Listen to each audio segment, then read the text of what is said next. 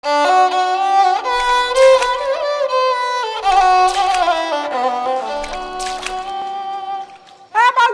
ही ना रे, कितना सुतले बारे। दुनिया भर के अलेस मलेस लेके सुता रही। ई ना कि सवेरे बहा उठ के तनी मनी हवा बेर देह में लगाऊ। पर बुधा के ऐसा लड़का के साला रात वो फुसुर बतियात रहे आ दिन में 13 बजे ले गांठ यार के सुतल रहे। आज खाली कुटुम आ जाओ आई तो यार ना होको, ओकरा बाद हमर तमाशा देख लिए। कुटुम के कुटुम आवत है बाबू? तोहर कुटुम और के का कुटुम? हे उम्र में हम बियाह करम कारे? बाप रे बाप, हम कोले मारी गोर में कि हम बियाह ना करब, हम एकरा तो प्यार कइले लेकिन बहन चुत गोर के लोग नहीं के समझो। साले झमकावला से होई, तोरा के त नाथ हम नाथवे करम। माई ए माई का रे का हो रे कहत रे? जब हम साफ तब तोरी के बता देल बानी कि हम एगो लड़की से प्यार करे नी, ओकरे से बियाह करम, तो तोरी घर में कुटुम काहे बुलावत रे? काहे कोलो करे के चाहत रे घर में? रे नी पुतारा अब ना बियाह करबे त बुढ़ा देबे तो अब करबे का रे? पहिया ले घोड़िया तोहर मोरिया धोई रही रे। अच्छा हमर हरिया गरिया ना धोबे नु, तो अब तू अपना बेटा से हाथ धो।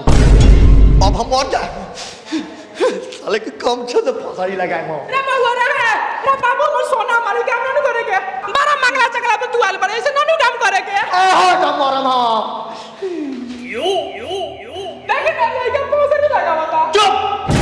साला कितना फंसी लगाई हम जानत नहीं थी। का रे साला तू का चाहता रे? कुछो ना त फेन हाला चिला कहले कहले बारे चुपचाप तैयार हो जो ना त धो के सही हार देना आ तुझा नाश्ता तैयार कर। कुटुम दूर पर आवे वाला बात तो नहीं हाला चिला कहले बारे घर में इज्जत लेबो बाहर चलो लो। खाओ खाओ अभी जुठियाले नहीं खी घटी त कहम दे दे। हां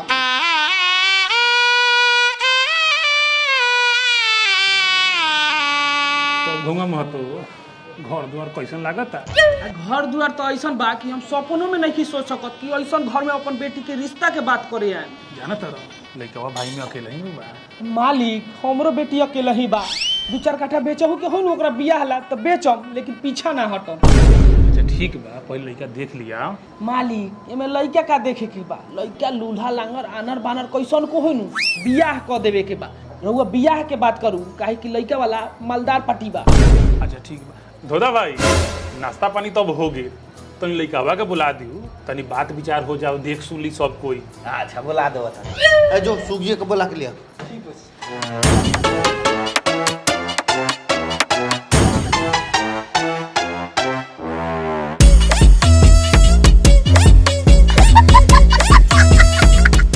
अरे भाई तू ये मोबाइल में क्या करता रे? अरे भाई हम सदियों से इंडिया के ओपन गेम जूपी खेलतानी। जूपी ई का? जूपी एगो कैजुअल गेम है जना में सांप सीढ़ी और भी बहुत सारा स्किल बेस्ड गेम खेल सकत रे। देख हम तोरा के खेल के दिखावतानी। अरे भाई तू तो जीत भी गेले। हाँ हम जीत गए नी, और सुन जीतल पैसा के तू आसानी से विड्रॉल भी कर सकत रे। वो कैसे? हाई से जूपी में मात्र तू 1 रुपया से लूडो खेल सकत रे और लाखों रुपया भी जीत सकत रे। जूपी पर लूडो खेलल एकदम सेफ और सिक्योर बा, और एमे मजा के बात ई बा कि ए पर जीएसटी और टीडीएस कैशबैक लेवे के ऑप्शन भी मिलल है। जूपी पर जूपी लूडो फेस्टिवल ऑफर शुरू होके वाला बा 15 से 19 तारीख तक, जेकर एंट्री फीस मात्र 15 रुपया बा, और एमे प्राइस पूल बा 1.5 करोड़ के, जना पर तू लूडो खेल के बहुत सारा प्राइस और कैश रिवार्ड जीत सकत रे, जेकर फर्स्ट प्राइस थार बा, सेकंड प्राइस आईफोन बा। तो देर कवना बात के रउआ लोगन भी जाई खेली जूपी लूडो और जीती लाखों के इनाम। लिंक हमरा वीडियो के डिस्क्रिप्शन में और कमेंट बॉक्स में पिन कइल गेल बा।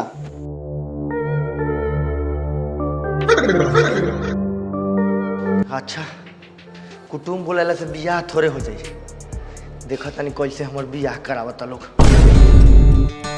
ओ सुगी भैया चलो बड़का बाबू बाहर बोलबई तू। जा बुआ जा, सबके ऊपर प्रणाम करी ह। प्रणाम कली ह। हम बाहर कुटुम लगे जाएम, लेकिन हमर एगो शर्त बा।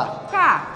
बाबू के कह दे भीतर आवेला, उ सामने रहल हो तो हमर करे धक धक कात रहेला। ए बुआ वीरेंद्र जा, चाचा के तक भीतर भेजता काम बाटे। और कुछ चाहिए का? ना ना सब बढ़िया बा। ओ बड़का बाबू और नहीं बोल। हाँ बउआ आइए कल पूछताछ करो तबे हम आगे नहीं जीते। बउआ बैठू, सब घुमा लइका कैसन बा? लइका एक नंबर केनहू से काटे वाला लइके। तो कुछ पूछ लो। हम का पूछी रहोगे पूछी ना। तो बउआ जी नाम का बरुआ? सुग्गी नाम बा हमर। एक नंबर नाम बा, ऐसा नाम के लइका तो कहू हइले नहीं खे। पूछी आगे। बउआ कहाँ ले पढ़ल बानी? अनपढ़ बानी। एक नंबर इतना पढ़ा लिखा लइका चली। बउआ जी काम कौन करी ले? झाट उखाड़ी ले। ये ताकत कथी बानी? एक नंबर काम बा जौन बउआ जी करी ले। समझ गए नहीं समझ गए। जाओ बउआ जी बाबूजी के भेज दे।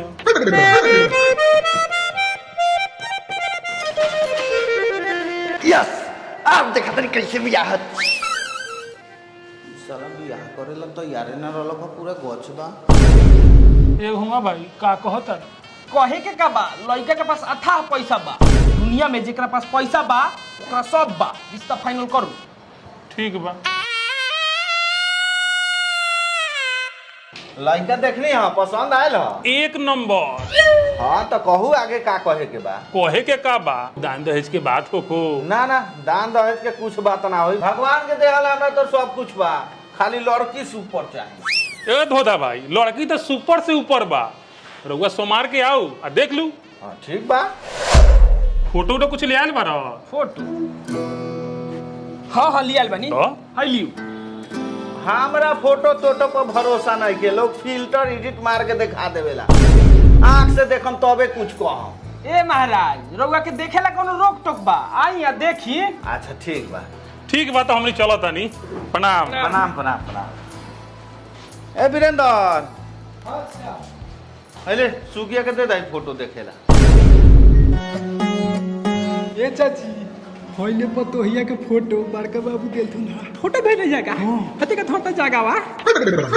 गे बाबा कितना सुंदर है ये फोटो। रुक आओ तेरे सुगिया के दिखा के जो बगो आ देख ना लड़की के फोटो आइल हउ बड़ा सुंदर है। हमरा बहुत पसंद बाटे। बहुत पसंद बाटे। हां एगो बात कहियो भाई, तू हमरा के अमरपाली दुबे आ काजल राघवानी से भी बियाह करेबे नु तबो हम बियाह ना करबौ। काहे कि हम जौन से प्यार करत तनी ओकरे से बियाह करब हम सोच ले लेबै। तू एक बार देख ना, देख त ले पहले। अच्छा एक बार देख ली। ले देख लेनी अब खुश। अब जो ए भगवान मार मुंह को ऐसा लइका से। हाँ तुम आई फोटो लेके आ लको फाड़ देनियो साले के बिना देखो ले। हाँ हो तोरा अलावा हम कोनो से बियाह ना करब। हाँ ये बात जो दुनिया में रही चाहे ना रही, जिएंगे तो साथ में, मरेंगे तो साथ में। प्यार किया तो डरना क्या।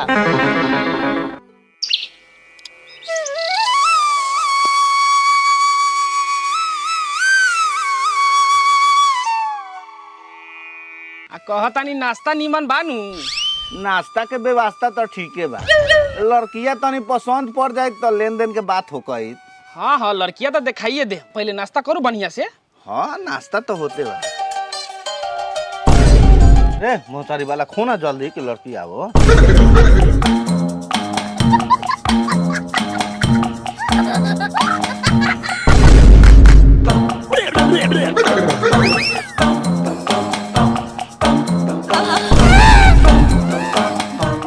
छुतवा खखुआल बा खाएला।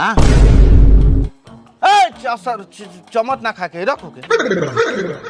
अरे पेन हले सॉरीया काहे हमनी के इज्जत डुबावे पर लागल बारे। जब हम साफ साफ कह देने कि हमरा नहीं बियाह करे के तो तने काहे जबरदस्ती करत रे हमरा साथे। ठीक बा मत करिए बियाह, लेकिन दूरा पर कुटुम आइल बा, कम से कम मुंहवा दिखा दे। अपन बाबू के पगड़ी काहे उछाले पर लागल बारे।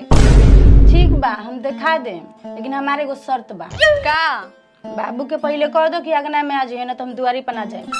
अच्छा ठीक बा हम उनका के बुला लेतानी। ए रुबिया तड़का मौसा के बुला के लाओ तो।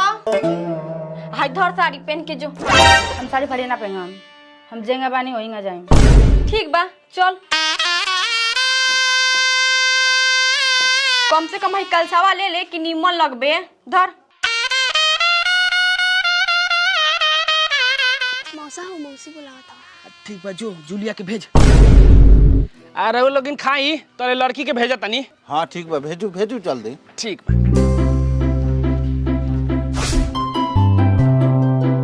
अब अभी माथा पर ओढ़निया धल आ जाते सब केहू के प्रणाम कलिए। ठीक बा जा।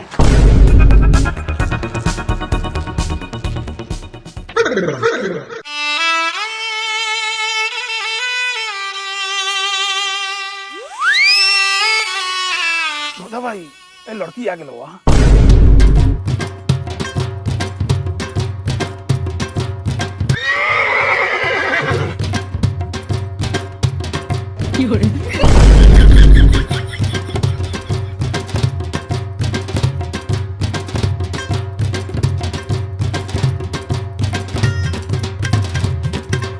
ओ धोधा भाई हम तो लड़की के फोटो देखले रही, हम ना जानत रही कि लड़की एक गोर से लांगड़ बा। ई दोनों गोर से लोथो रही तब हम बियाह कर लेती हो समीर भाई अपना बेटा के। ई तो लड़की इतना बिजोर हवा कि बिना लाइट के हम घर ही जोर हो जतवा हो। डन कर डन। कुछ पूछे के बाद पूछना ला। ओ समीर भाई हम पूछो ना पूछवा, तोरा पूछे के हो तो पूछ ला, हमरा तो ऐसा ही पसंद हवा। बबी नाम का हवा तोहर? जुल्ली। जबरदस्त जबरदस्त नाम बा, बहुत बढ़िया। बबी काम कथी करलू? झगड़ा। देखत कथी बारा, लड़की में ई गुण होखई के चाही, पटी पर्दार के गाड़ फाड़ेला। लड़की पसंद हवा हमरा। बबी खाना पीना कैसन बनावलू? गोबर लेखा। ऐसन पुतोह के हाथ से गोबरो आदमी खाई तो स्वादिष्टे लागे। डन करू डन। ठीक बजा बबी, बाबूजी के भेज दा। प्रणाम। खुश रह।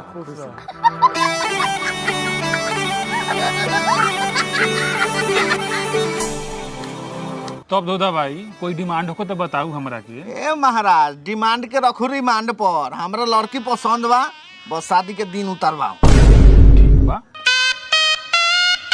लड़की देख के कैसा लागल है रउआ लोग के? लड़की तो ऊपर से ऊपर बा।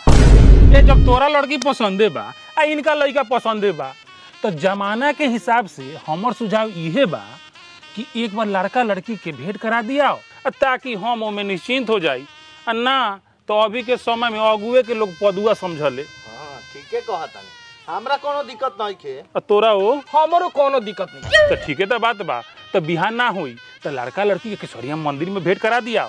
ठीक बा। तब ओकरा बात आगे बढ़ जाई। ठीके बा।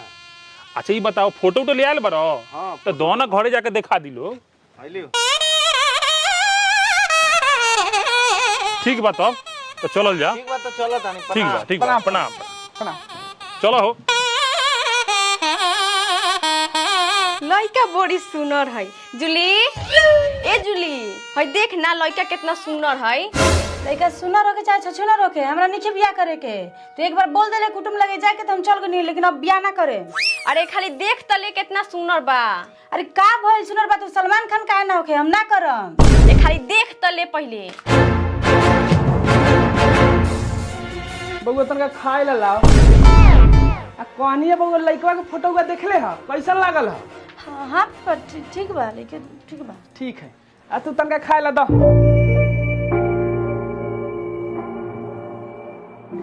देखो जूली, हम कसम खा के कहतानी, भले हमर श्राद्ध हो जाए लेकिन कोनो के दूरी पर हमर बारात ना जाई। खाली तू पीछे मत हटियो। हाँ तो तू सुन ल, भले हम मर जाए बाकी केहू के घर ना जाए। वाह करे जा, ये नु सच्चा प्यार हो। I love you. I love you too. जाना तारू, हमरा दूरा पर कुटुम से देख यार लखनु तो इतना उल्टा पुल्टा बात बोले बानू कि हमरा पूरा भरोसा बा कि उ सरवा से अपन बेटी बहन के बियाह हमरा से ना करी। बस ये तो ने हम अपन शादी कटवाएला न, लेंगर बन के गईनी। अब कहनी कि हम गोबर लेखा खाना बनाइले और झगड़ा करीले, तब उन्हीं पुतरा के बेटा पसंद कर लेलस। पसंद कर लेलक ह? हाँ जानत तारो, अब बिहान केशरनाथ मंदिर में लइकवा साथे देखा देखी करे के कहतार से। हमरा तो बुझाते नहीं कि हम का करी। देखो ऐसे मत बोला, बियाह तो कोनो काल में ना होके देम। एगो काम करो, मिलो ना हमनी के भाग चलल जाओ। अब हम कुछो नहीं की कर सकत। माई के हमरा ऊपर शक हो गइल बा, हमरा के 1 मिनट खातिर बाहर नहीं निकले दे। अच्छा ऐसा बात बा। अच्छा ठीक बा, हम कुछ सोचा तनी। हाँ तो जल्दी सोचा, ना तो हम कुछ खाओ के मर उड़ जाए। अरे तू ऐसे मत बोला, हम कुछ सोचा तनी। हाँ ठीक बा। रखो, हम रात भर में कुछ ना कुछ उपाय लगा देब।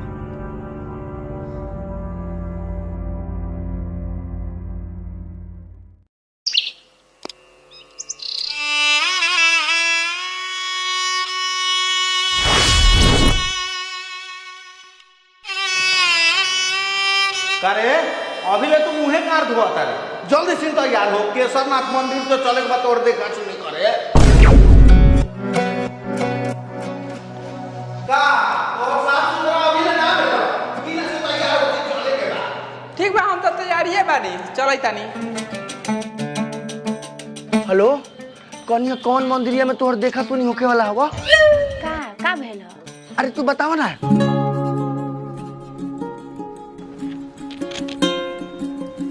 केसरनाथ मंदिर में। केदारनाथ में नु हमरो वो जे केदारनाथ में पापा एगो लड़की से देखे ला कहता रहन। एगो काम करो, तू तैयार होके वहां चलावा आ हमहू चलाव तनी, आ पिछुआरा कोनो बहाना से आके भाग चल जाई। सचू का? ठीक बा, हम तैयार हो जाता नहीं। हां ठीक बा, आवा।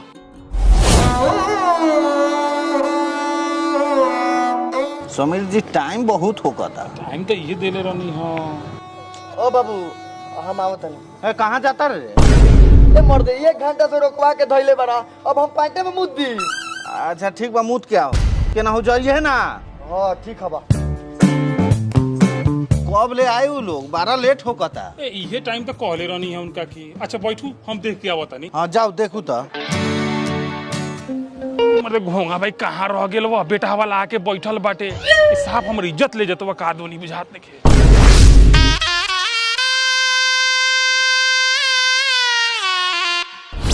प्रणाम। का घोंगा भाई अगुआ आ बेटा वाला आके पहले से बैठल बा, तू बेटी वाला होके लेट करता रहो, नाम हंसोए बका।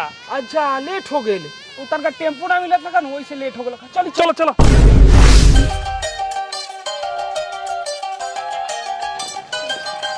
मायरी का? तनका होने से आवत नहीं। कहाँ से रे? कहूँ नहीं जाए के। जोर से लागल बा तनका समझ। ठीक बा, यार भी तू साथे जो।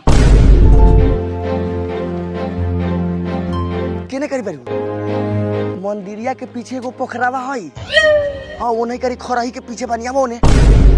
आओ आओ आओ। लड़की देखबू तो कहबू तू। भाई आ गेल। प्रणाम संदीप साहब। प्रणाम प्रणाम। प्रणाम संदीप। बबू दोस्तों कुर्सियां खींच।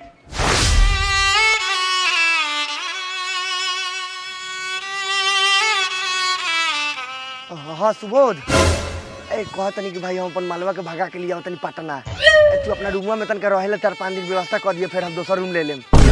हाँ तू अपन रूमवा पर 4-5 दिन रह दिए, बस फिर ओकरा बाद हम दूसरा रूम ले लेम।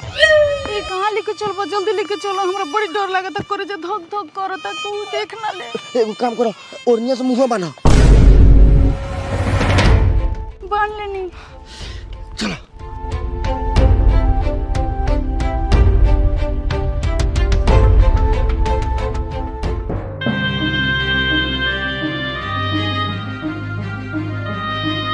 संदीप साहब कहनी है बउआ जी नहीं खन लौकत। हाँ बउआ आयल नु बा, बस 5 मिनट में आवता। आ रउअर बबिया दिखाई नहीं के देवत। बबी आवतिया।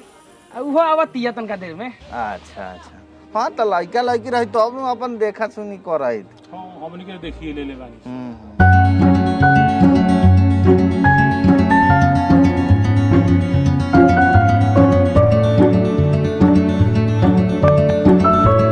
क्या हुआ होतन का? बैठल बैठल तो मन अगुता आ गेल।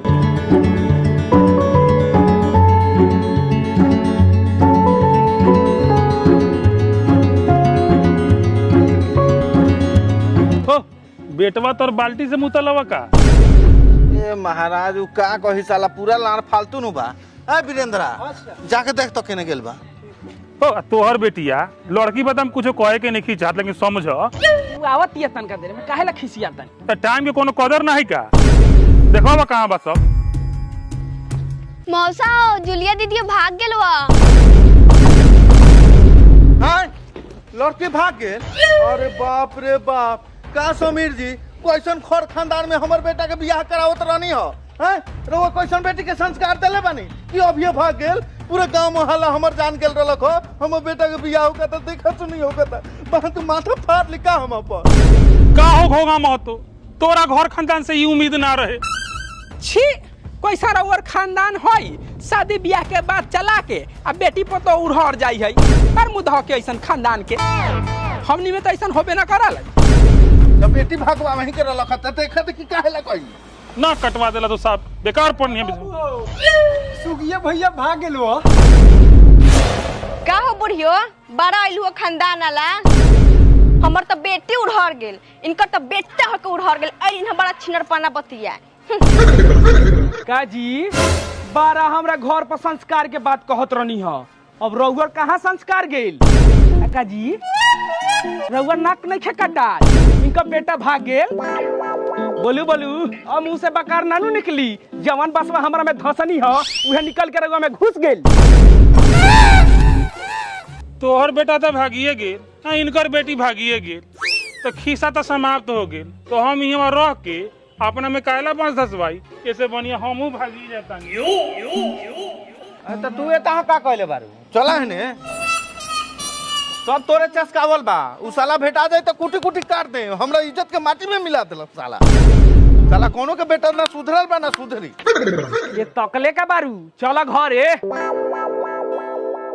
भीतर के बात तो बताओते ना रहलू ह पहले चला घरे तोहर इलाज करो तानी सब इज्जत माटी में मिलवानू देलू खुश बारू।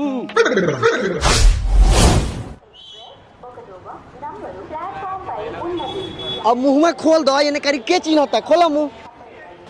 एगो बात कहियो बगले में हनुमान मंदिर बा चलो यही में बियाह कर लेवल जाओ ना तो कुंवार लड़का लड़की के कोनो होटल वाला चाहे मकान मालिक रूम ना देवल। हाँ ठीक बा चलो चलो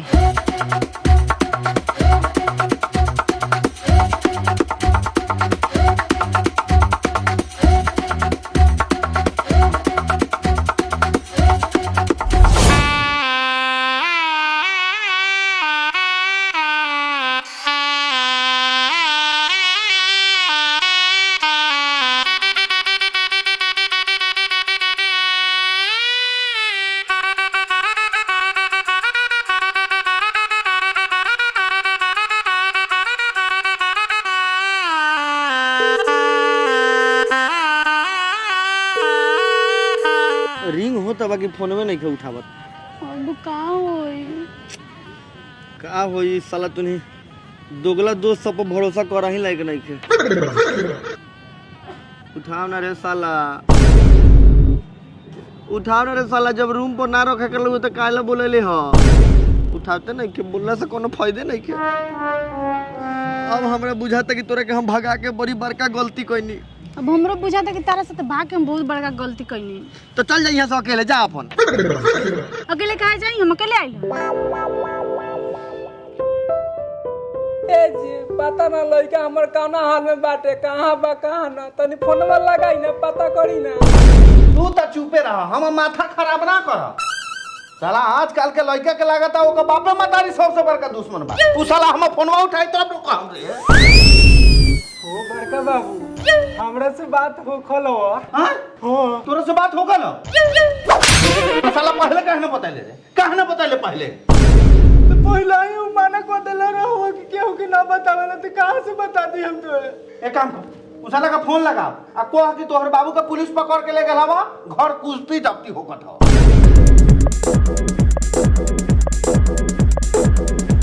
रे फोनवा लगाओ जल्दी।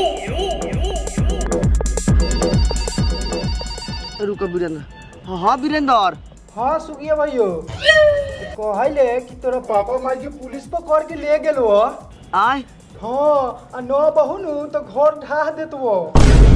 अरे बाप रे अच्छा ठीक बा रख हम सोचत नहीं कुछ ठीक बा हो बड़का बाबू लागत डेरा गेलो डेरा गेल हाँ हां तो अब ठीक बा का भाई का भेलै हमरा दूरा पर पुलिस थाना आयल बा आ बाबू के पकड़ के लेके चल गेल जेल में आ हमर घर ढाइल कहता। अब का होई अब का होई घर ढह जाई त हम बाबूजी माई बुनी में भीग जाई लोग। तेरा बाबू माई के चिंता बा हमार चिंता नहीं खे सुबह से गांधी मैदान में घुरौले बड़ा ना तोहर चिंता बा तोहरे ला नु सब कारनामा भेल ह जाना तारू अगर हमनी घरे गए नु तो तोरा के तो पुलिस कुछो ना करी, बाकी हमरा के गांव में बस को दी। लड़का सब के पुलिस बहुत मारल, लड़की सब के ना मारल। एगो काम करो, एगो वीडियो बना के वीरेंद्र के भेज देता नहीं, को हम की थाना में दे दे कि तू हमरा के भगा के लिए आइल बारू, हम तोरा के नहीं भगा के लिए आइल। अच्छा ठीक बा दो।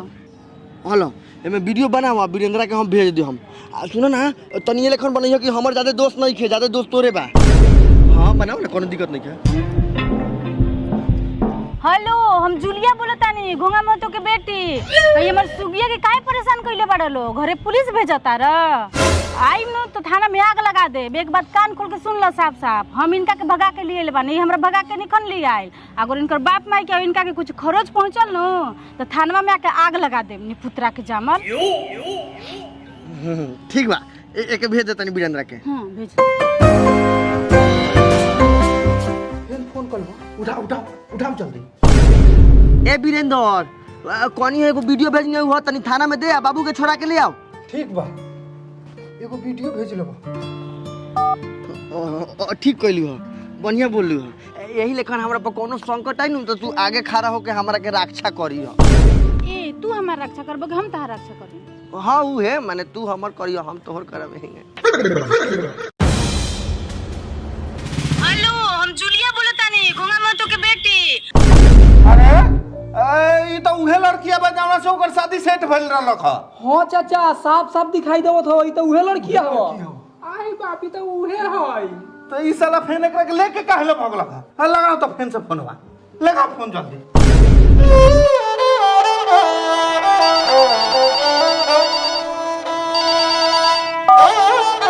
हाँ वीरेंद्र।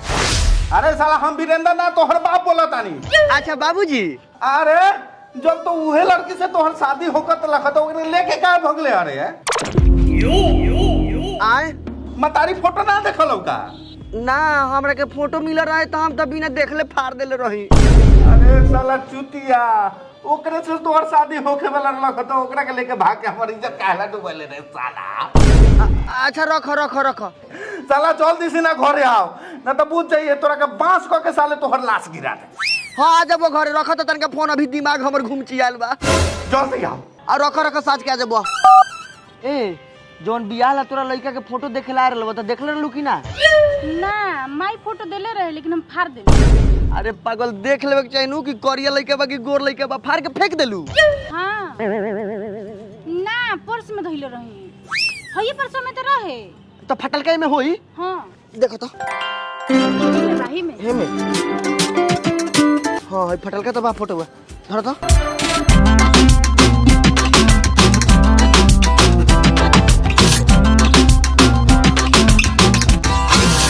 अरे तो तू बाड़ो।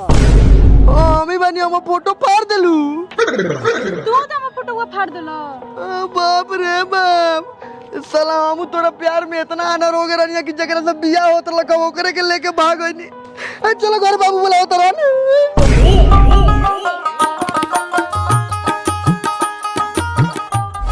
अभी तक ले नहीं डाउनलोड कैले तो जल्दी जाई डाउनलोड करी, लिंक हमरा डिस्क्रिप्शन में बाटे। और खेली सदियों से इंडिया के अपन गेम जूपी लूडो।